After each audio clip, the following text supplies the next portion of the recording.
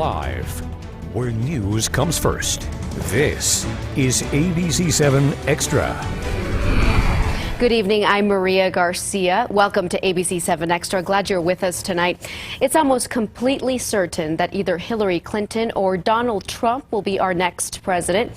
This is an unprecedented election. Many Americans dissatisfied with both candidates.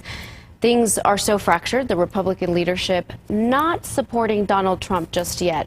Even the last two Republican presidents won't vote for Trump, or at least they say they won't comment or participate in this election.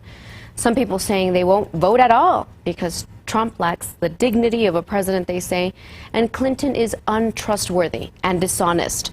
What's next for the Republican Party? Is it broken? Are we seeing a party dying? And what's next for American politics? What does it say about the state of our country when the American people have such disdain for both candidates? Joining us tonight, Iliana, Holguin, the chair of the local Democratic Party, and Adolpho, chair of the local Republican Party. You can email us your comments or questions now to ABC7Extra at KVIA.com. You can also reach us at 915-496-1775 or tweet me at MariaGABC7. All right, well, so much for uniting behind the nominee. Donald Trump lashing out this weekend at Republicans who won't support him for president. At the same time, he fires blistering attacks at Hillary Clinton.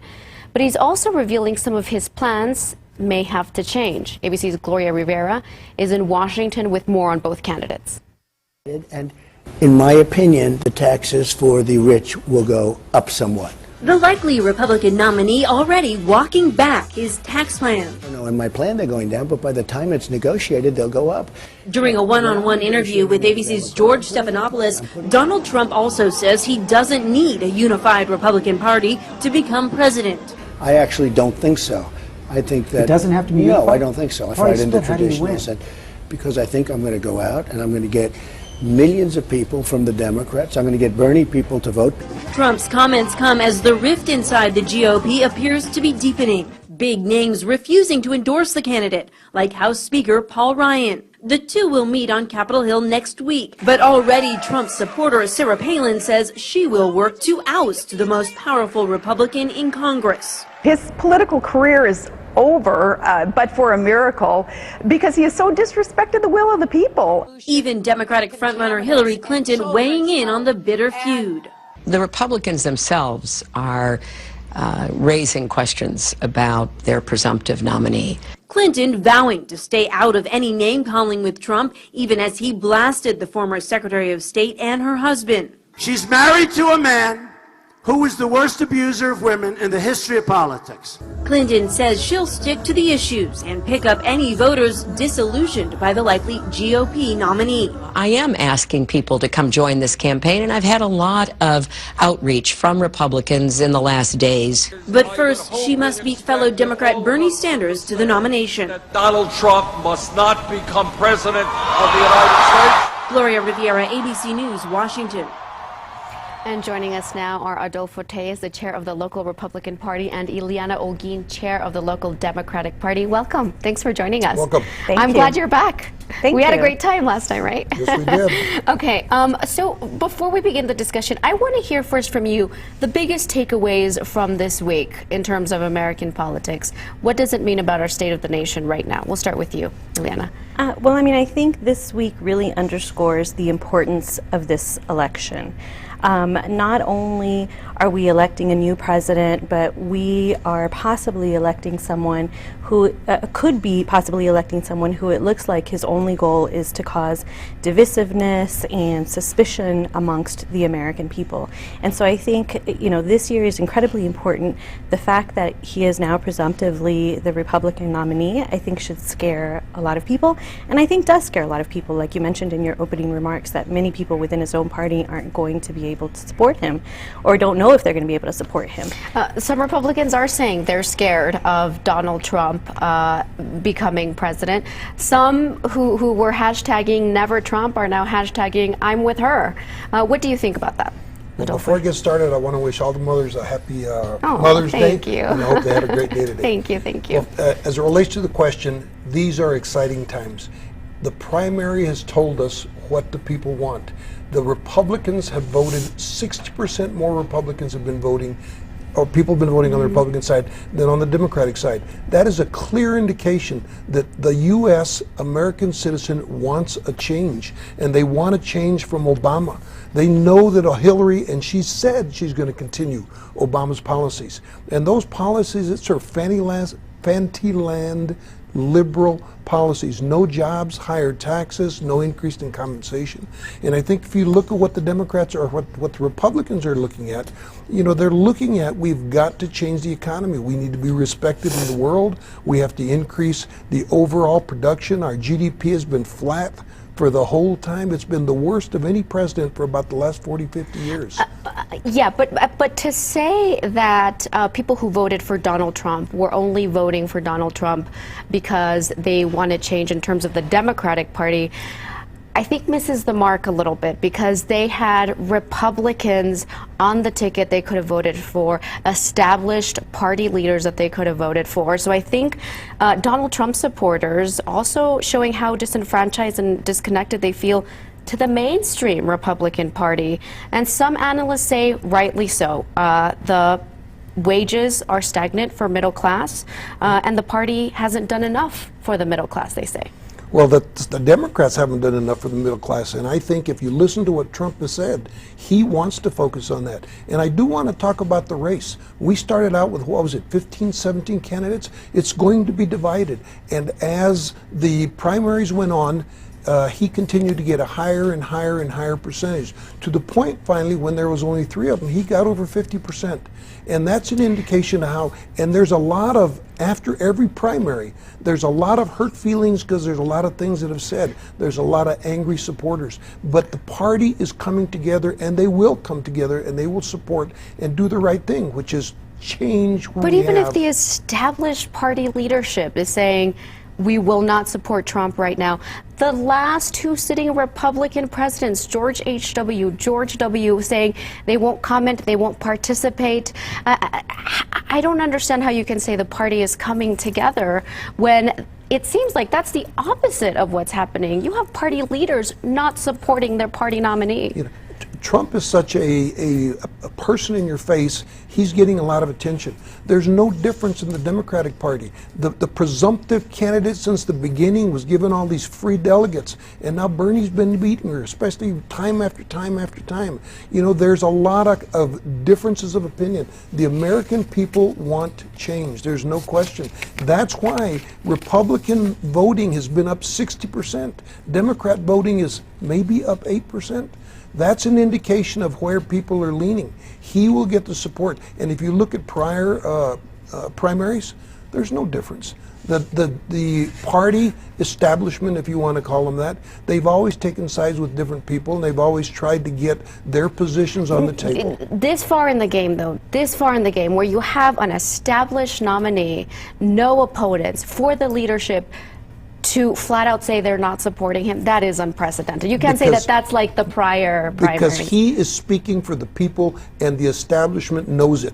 The Democrats are scared. Even some of the Republicans are scared, because he is taking a position that's different. He is not part of the governmental entity that's been there. He's not a politician like everybody else has been. That's why people like him. Okay, speaking of that, Trump supporters over and over, they say they like him because they're tired of career politicians, because they say he says it like it is, right?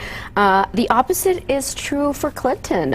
Polls show many Americans find her reversed, robotic, too polished, dishonest, untrustworthy. That's a big challenge for her. Well, I don't think we can underscore enough how important experience is going to be in this race. Without a question, Secretary Clinton is one of the most experienced people in the world who could possibly hold this office. She's been a Secretary of State, she's been a sitting senator. Even when she was a First Lady, she was very, very involved in politics, in the political arena, in CHIPS. She was the person that really made that happen. And so I don't think that we should discount experience simply because another person simply says things the way they are. I mean, we have to recognize that running a government is very different than running a for-profit corporation. But that very argument is what turns off a lot of voters, and he is true. He is right in terms that there are way more Republicans voting this election compared to Democrats. Well, but I'd like to actually address that point, because Mr. Theus seemed to imply that so many Republicans were coming out to vote because they're unsatisfied with President Obama. But I don't think that that's actually correct. I mean, anytime you have a field that starts with 17 individuals, especially one who is a reality TV star celebrity, you're going to have a lot more voter turnout. On the Democratic side, although we started with 5, really for most of the primary, it's been only 2 candidates, and they agree on a lot of the major important issues that are important to the Democratic Party and to Democratic voters. You know, increasing the minimum wage, affordable college tuition, protecting American workers. So we didn't have the spectacle, if you will, of the Republican primary. So I don't think it's necessarily true that simply because people are unhappy with President Obama is the reason that all of these voters came out. I think that in November you're going to see a tremendous number of Democratic voters come out because they understand what's at stake in this election. And historically, there just are a lot more voters, especially young voters, in a presidential election. Certainly. The Democratic Party, though, isn't that unified either. Liberal Democrats, many of them say they're put off by Clinton. Very liberal Democrats, or those who identify as very liberal, they say she's essentially a Republican, and with so many Republicans put off by Trump, she's going to go after some of that GOP vote as well. I think that's going to further upset some liberals who say they rather not vote than vote for someone who doesn't represent their very liberal values. You know, I don't agree with that. I think that in the end, even people who may not support Secretary Clinton right now are going to come out and vote for her if she is the nominee, because we can't afford to let there be a President Trump. So I disagree with that. I think that in the end, and you don't see nearly as much divisiveness in the Democratic Party as you do in the Republican Party. So I think in the end, Democrats are going to coalesce, and we are going to vote for our nominee, and that is who is going to be elected to be our next president. You know, even though Bernie Sanders has been a career politician, has been a senator for many, many, many years, his supporters see him as sort of like a fringe candidate, on the fringe of the establishment. So again, there's that theme among Republicans and Democrats that they want someone who is not part of the establishment, and many very liberal Democrats feel that Trump and Hillary are in the same boat when it comes to being part of that established, the way things have been always, you know, part of the establishment.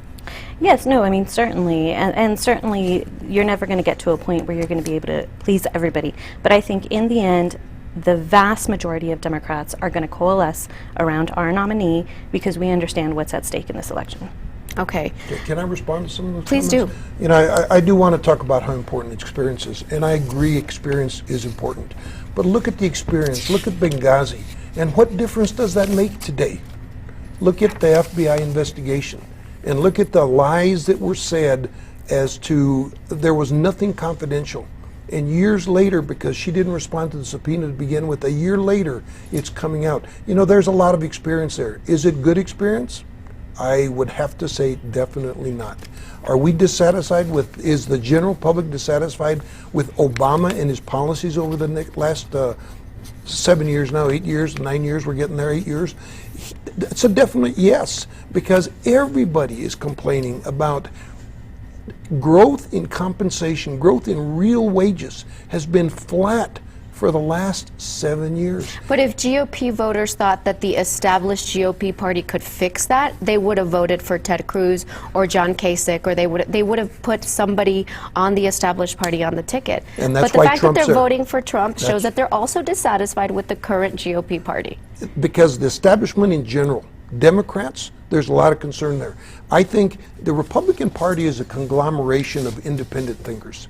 We are not somebody that gets in line and when Pelosi says vote, everybody votes the same way.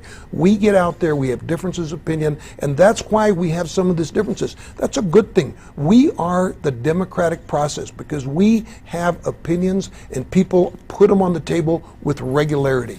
And that's why we have these differences. We will come together. We are enthusiastic, we're excited, and we have a direction that we're going in. And Trump can take us there. And we control the House and the Senate. That's going to continue. You get that team together, and things are going to go exceptionally well for the country. And it's happened in the past again and again. Obama keeps comparing himself to Reagan.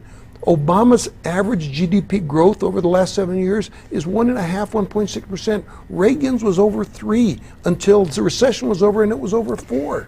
Okay. That will change. It will change. Did you want to respond, Iliana? I think I saw you. Yeah, no, I mean, I think, we always hear the fallback position of the Republican Party, always bringing up Benghazi when we had an 11-hour hearing, and really the Republican leader of that hearing specifically admitted that the sole purpose of that hearing was to cause problems for Secretary Clinton, it being an election year. And then we go back to also hearing about the emails.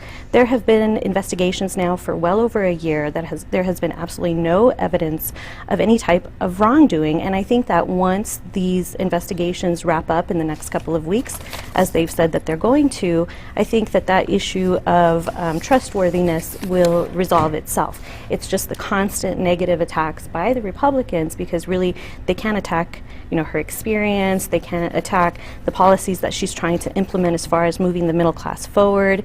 And regarding President Obama, the numbers speak for themselves. Republicans love to say that they're better on the economy, but when you look at the actual numbers, that's not true. Under both President Clinton and President Obama, both of them combined created more than 32 million jobs. If you look at the last two Republican presidents, they only created about 3.9 million jobs. Unemployment is the lowest that it's been for many, many years. Well, wages are stagnant. Yes, but that's something that we definitely have to work on. I mean, definitely there's still a lot of work to do, but we are in a much better place now than we were 8 years ago when President Obama inherited an economic crisis from President Bush. Okay, we have to take a commercial break. When we come back, we're going to take Randy on the east side on the phone and Edward in South Central, and we're going to go to tweets. I will let you finish that thought when we come back, I promise.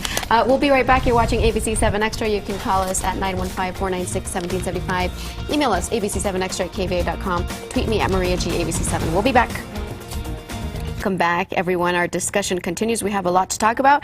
Let's go to tweets and phone calls. First, quickly, Minor Joe saying, America has lost all trust in Obama and the Democratic Party. America divided by Obama. Hashtag Hill no. H-I-L-L. Hillary, Hill no. Katie Cat saying the voting system needs overhauled. New Mexico hasn't even had its primary yet, and there's only 2 candidates left. That's not fair. And then let's go to Randy on the east side on the phone. Hi, Randy. What's your comment or your question? Well, both the panelists there, both for the Democratic representative of the Democratic Party and the Republican representative of the Republican Party, it is my opinion that we Americans, we the people, are so fed up with what has been going on for several decades now, and to put it in less than genteel terms, politicians of all stripes have been peeing in the American people's ear and telling them it's raining, insulting our intelligence.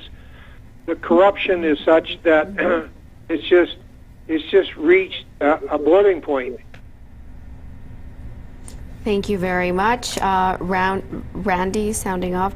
I want to thank Randy, by the way. He calls and emails all the time and watches all the time.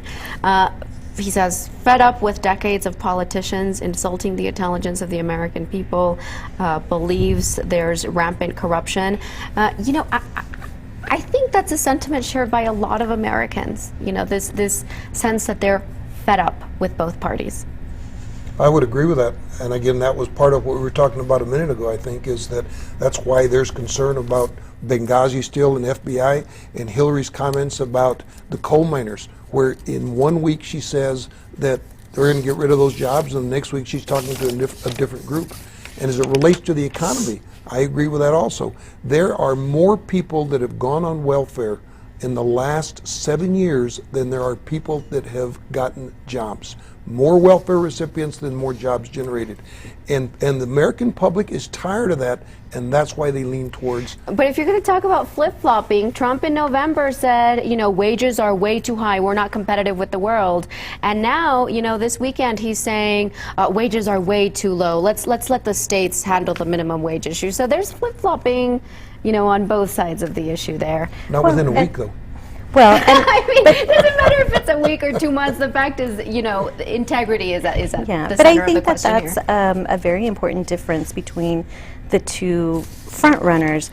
Secretary Clinton admitted that she misspoke, and she apologized for that. She was trying to talk about moving towards clean energy and getting folks into clean energy jobs, which is really the future. 97% of scientists agree that climate change is a really, really big problem, and we need to start moving towards clean energy jobs.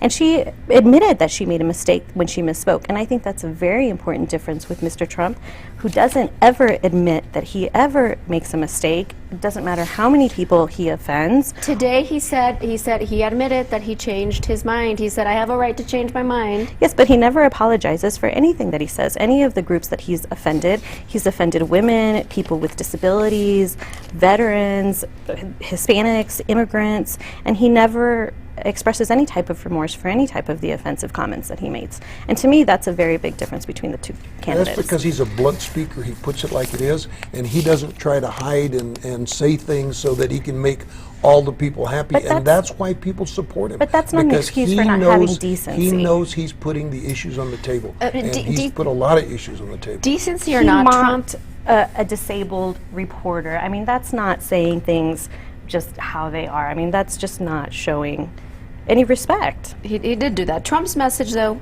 is resonating. That's democracy. So as politically incorrect, and some people would say hateful, some people would say that, as he may be, that may be what America wants. I mean, maybe they want a wall with Mexico. Maybe they want to ban Muslims. Well, that's clearly what the Republican Party wants, or the majority of the Republican Party. Well, that's what millions of Americans want, yes, who are voting for Mr. Trump. And going to the polls, voicing what you want at the polls is democracy at work, politically incorrect or not. Yes, no, definitely. I mean, and no one is saying that people shouldn't have that ability to vote for Mr. Trump, and millions of people are voting for them. But I think that come November, people will realize that that will truly be a mistake if he were to be elected, and aren't going to vote for him.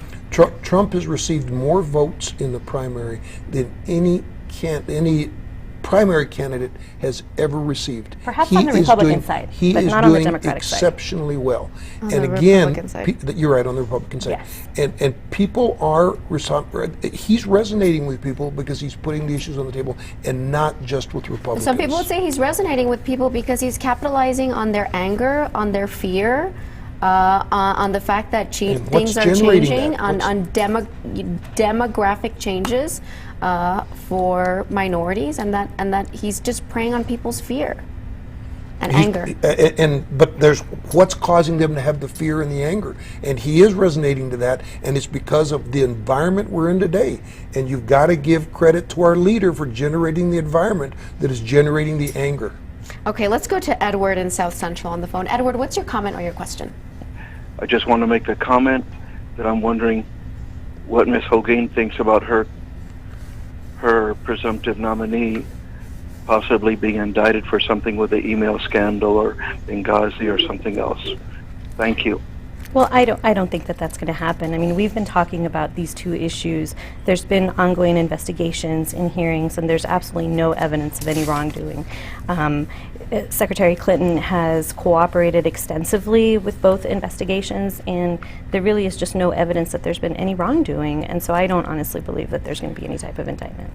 Bernie Sanders, he's received a slither of the media coverage than other candidates. I mean, even here on this program, it's taken us 25 minutes to get to that. And that bothers me, not because I'm a Republican or a Democrat, but because I believe in equal time. But the rhetoric is so, passionate on both Hillary Clinton and Donald Trump. Bernie Sanders, again, gets a slither of the media coverage, no big money, no PACs. Everyone shrugged him off at first. You can't ignore him. I mean, he has proven to be a formidable opponent and one whose message has resonated deeply with young voters. Yes, no, and he's brought many, many issues to the forefront that possibly may have not come to the forefront.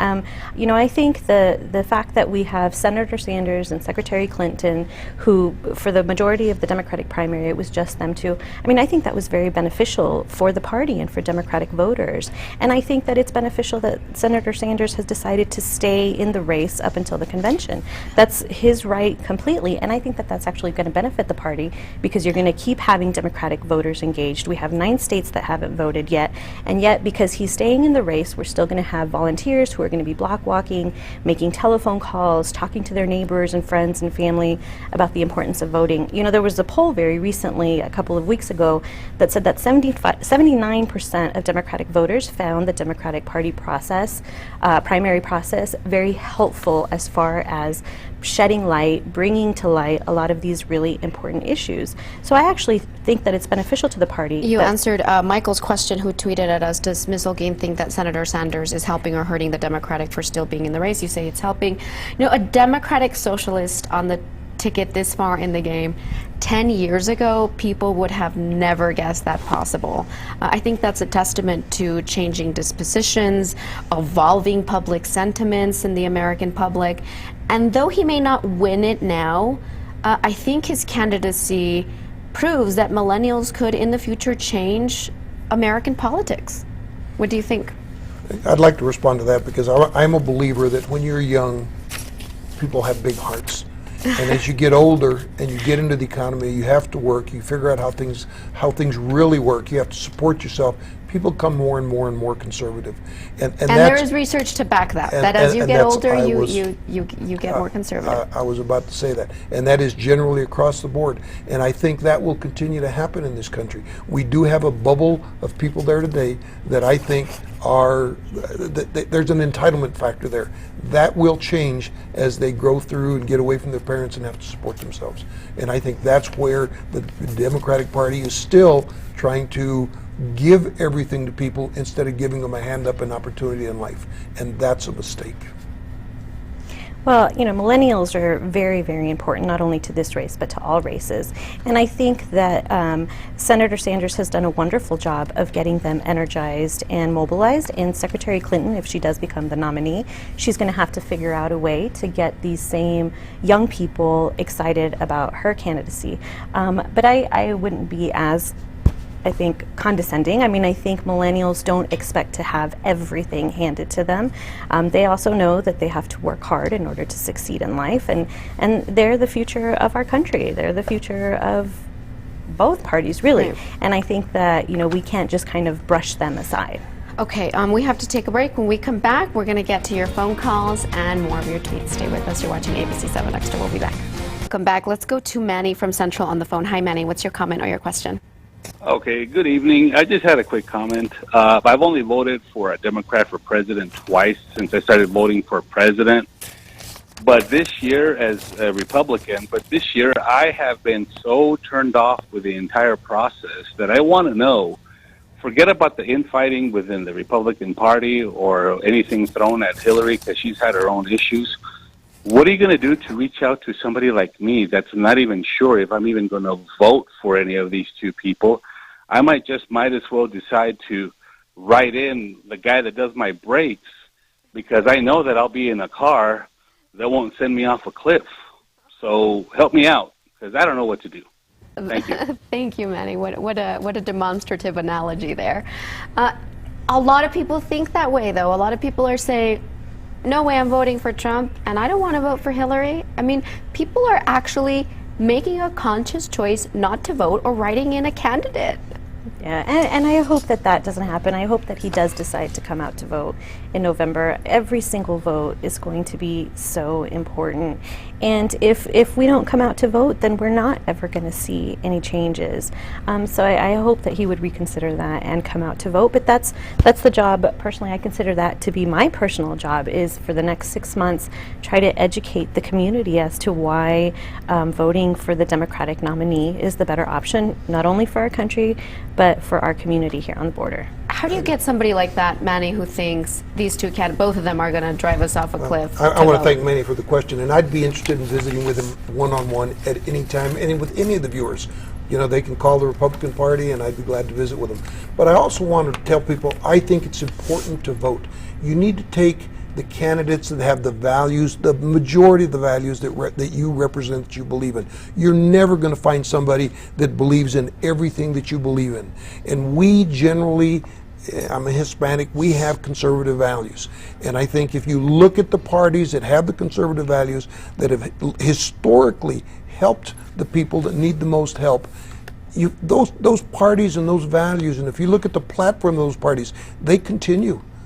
And I think if you look at that, that's the way you need to lean. But whatever you do, please do vote. Don't not vote. I think that's very important that you do vote. Okay, that's one of the few things we can agree on. Oh, I agree with Definitely. that. Okay, let's go to the emails. Hector writing, the fact that more Republicans have voted is somewhat misleading. Clinton and Sanders combined have more votes than Trump and Cruz combined. Of course, the GOP has had many more candidates in its primaries. If you use my comment, please identify me only as Hector. Okay, just did so, Hector. Let's go to Stephen in Central. Stephen, what's your comment or your question? Yes, I just disagree that Trump is going to be bring a lot of changes. I think it's just a lot of false hopes that he's bringing, and a lot of people are believing in what he's going to bring. This thing about Reagan being so great, I mean, the whole reason that he's the reason that we got into the Desert Storm. I mean, I'm not a very big supporter of the Republican Party. I think they got us into a lot of wars unnecessarily. Okay, thank you very much, Stephen, for that comment. Do you all want to respond to that? Well, I do think Stephen has a point. I think you know, Mr. Trump, he is very good at marketing himself, and I think one of the things that he's done, like you mentioned earlier, Maria, he knows how to play to the fears and the suspicions that some people hold. But like we've seen, like you pointed out, he changes his position when he feels that he has to. Softened his rhetoric. You heard him a few days ago say we're going to love each other, we're going to unite, we're going to take care of each other. But that's after encouraging people, his supporters, to beat up protesters at his rallies. I mean, I think that he'll say whatever it is that he needs to say to try to get that support. You know, you keep hearing the comment fears of the general public, but it's not just fears, it's desires, it's wants, it's opportunities, and that's what he's putting on the table also. He is actually letting people think that there are going to be changes, and I think there will be, because there has to be. We cannot continue with the economy like it's been. It's been flat, and there's got to be, and Hillary is committed to continue doing the same thing that Obama's been doing. And we can't continue to do that. We need a change. Aline emailing us, I have a question. I want to know why ABC, CNN, Fox, and Fox News do not promote Sanders, or I guess she's asking why they don't provide equal coverage. That's a really good question. You would have to ask each media company why they don't do that. Iliana Holguin, if any DOD employee did what Hillary did, they would be in federal prison. No classified government email at any time is illegal and a federal offense. Let's talk Benghazi. Turkey was willing to protect our people, and she was aware of what was going on. She takes money from Saudi Arabia, who was really the cause for 9/11. The email is much longer, but they're very dissatisfied with Ms. Clinton, saying if anybody else would have done what she did, they would have been in prison. Well, I mean, there's investigations, and the investigations are ongoing, and she's cooperating with those investigations. But the fact is that to date, there hasn't been any wrongdoing that's been found. And I'm not sure that's the truth. She was subpoenaed for documents, and they misplaced documents after the subpoena was issued, and they weren't discovered until a year later, just recently, when most of the hearings had already occurred. Now, tell me that's honest. That's dishonesty, but then that's what you expect from her, too. Well, the investigation is ongoing, and she has been cooperative and has said that she'll continue to be cooperative. John tweeting, can Tejas elaborate Trump's policy ideas? I have yet to hear Trump clearly state anything beyond fear-mongering and insults. A lot of people saying, where's his policy? Where's his tax? Why isn't he releasing his tax information? But let's start with the policy question first. And again, that's an interesting question. It's a good question, because he has put more issues on the table that need to be addressed as we go forward. He's talked about healthcare, affordable healthcare. He's talked about our image in the nation. Our image globally. Anybody can talk about stuff that we need to improve. We're talking about, has he presented a viable policy plan for fixing these issues that he says need fixing? Okay, now we're talking about two things. We're talking about policies, or we're talking about plans, because those are very different. The policies are, we have to fix something, and we're going to fix it. The plan is when you get into how you make the sausage. Okay, but what we're looking at is he has put more issues on the table that he says have to be fixed, and his policy is, we're going to fix this issue. Has he talked about a plan? He's covered very few plans, but that's consistent with every single candidate. They have not. He's talked about he is going to adjust some taxes, and he's talked about some of the steps he's going to take. But plans to fix policies are comprehensive, and they're not part of an election process. What he's putting Bernie Sanders released a comprehensive enough, some people would say, even though there were people who criticized it, saying it wasn't viable, but he presented a specific policy plan for health care and for how he would change tax brackets. Okay, what are his issues that he puts on the table that he keeps raising? What are his policy issues? It's free college, it's health care, and it's taxes. What else has he talked about? He doesn't talk about all the issues. He doesn't talk about our national issues, our international issues. He doesn't talk about the lack of respect that we have in the world. But anybody not can just talk about anything. I'm talking about presenting solutions. Well, okay, how are you going to fix, and he has presented solutions. When he's talked about, keep shaking her head when I'm talking. when Trump talks about, let's talk about whether we're respected in the world. We're going to gain respect, and we're going to do it by standing behind our friends, and we're going to make sure that our enemies know that we're not going to continue to tolerate what they're doing. If they kill people in Benghazi, we're going to go get every single one of them, and we haven't under the present administration. And when somebody says that's what I'm going to do, that's the plan. That's his policy. That's his procedure. Okay. All right. We've run out of time. Thank you so much for coming. My director's telling me we're out of time, so I have to go. Thank you so much. Thank you. It's always good to be with again. you. Thank you so much. Always great to have a discussion from two lively, very informed, very passionate individuals. Thank you so much. And thank you for joining us here on ABC-7 Extra. We hope you found this informative, and we'll see you next week. Bye-bye.